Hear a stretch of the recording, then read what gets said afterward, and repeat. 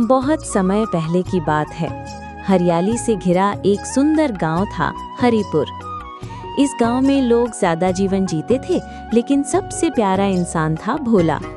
भोला ना तो बहुत पढ़ा लिखा था, ना ही अमीर, लेकिन उसकी चतुराई और साफ दिल की वजह से गांव का हर बच्चा, बूढ़ा और जानवर तक उससे प्यार करता था।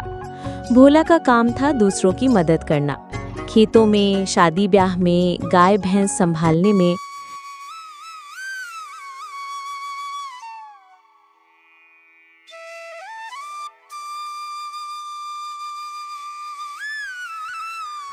एक दिन गांव के पास वाले जंगल में भोला लकड़ी काटने गया।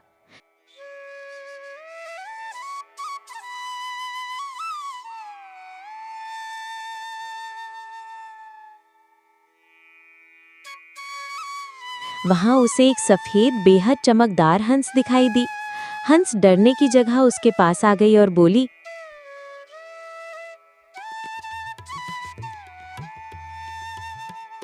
हे भोला, तू नेक दिल और मददगार है।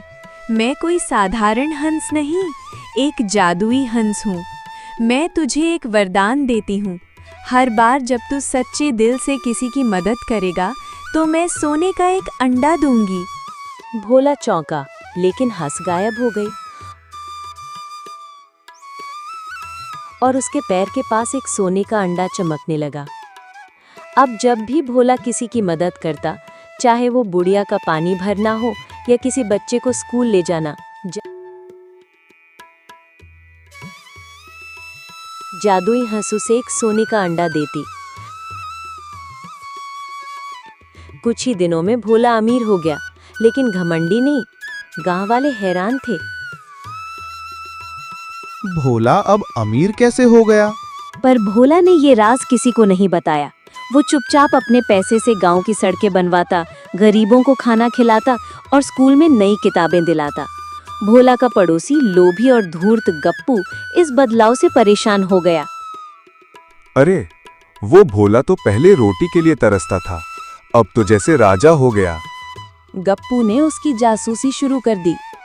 एक रात वो जंगल में भोला के पीछे गया और जादुई हंस को देख लिया। अब गप्पू ने चाल चली, वो भी जंगल गया और हंस से बोला, हे हंस देवी, मुझे भी सोने के अंडे दो, मैं भी लोगों की मदद करूंगा। ठीक है, पर तुझे सच्चे मन से मदद करनी होगी। गप्पू ने दिखावे की मदद शुरू की। वो लोगों को फोटो खींचकर खाना देता ताकि वो सोशल मीडिया पर पोस्ट कर सके, लेकिन उसका इरादा केवल अंडा पाना था। हंस ने पहले 2 बार उसे अंडे दिए, पर जब उसने देखा कि उसका दिल साफ नहीं, तो वो गुस्से से गरजी, तू धोखा दे रहा है।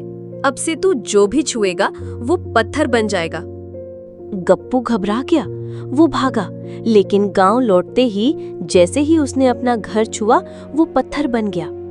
गांव वाले चौंक गए। सबने देखा कि भोला की सच्ची सेवा ने उसे देवता जैसा बना दिया था और गप्पू का लालच उसे पत्थर बना गया।